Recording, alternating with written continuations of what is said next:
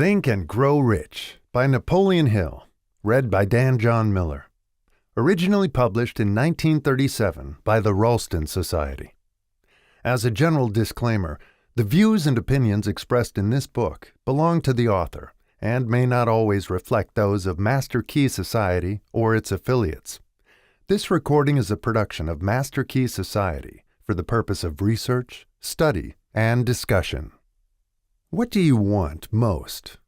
Is it money, fame, power, contentment, personality, peace of mind, happiness? The 13 steps to riches described in this book offer the shortest, dependable philosophy of individual achievement ever presented for the benefit of the man or woman who is searching for a definite goal in life. Before beginning the book, you will profit greatly if you recognize the fact that the book was not written to entertain. You cannot digest the contents properly in a week or a month.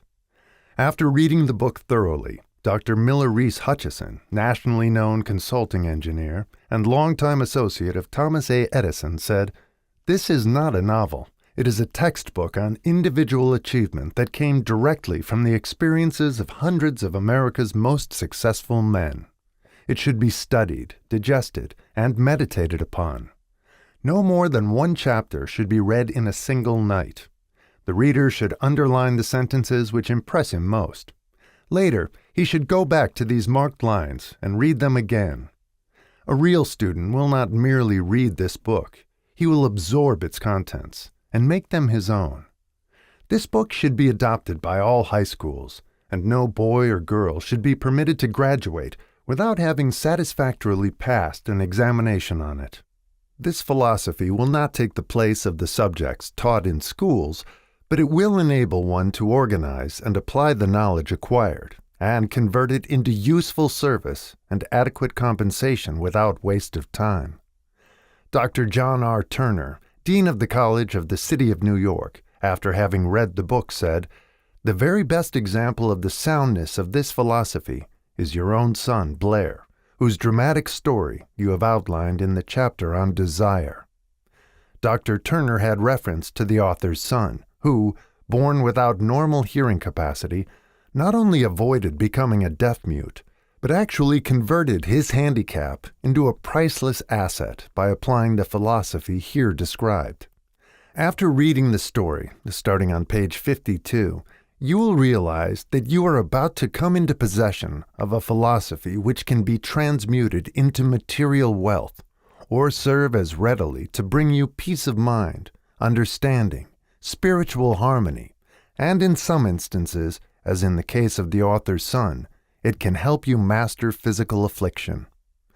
The author discovered, through personally analyzing hundreds of successful men, that all of them followed the habit of exchanging ideas through what is commonly called conferences.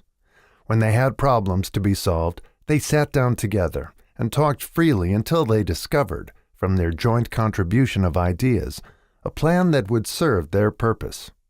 You, who read this book, will get most out of it by putting into practice the mastermind principle described in the book. This you can do, as others are doing so successfully, by forming a study club consisting of any desired number of people who are friendly and harmonious. The club should have a meeting at regular periods, as often as once each week. The procedure should consist of reading one chapter of the book at each meeting, after which the contents of the chapter should be freely discussed by all members. Each member should make notes, putting down all ideas of his own inspired by the discussion. Each member should carefully read and analyze each chapter several days prior to its open reading and joint discussion in the club. The reading at the club should be done by someone who reads well and understands how to put color and feeling into the lines.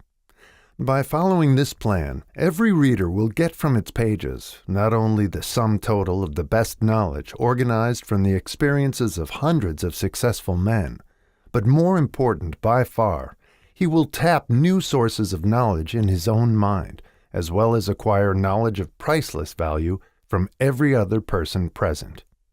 If you follow this plan persistently, you will be almost certain to uncover and appropriate the secret formula by which Andrew Carnegie acquired his huge fortune, as referred to in the author's introduction.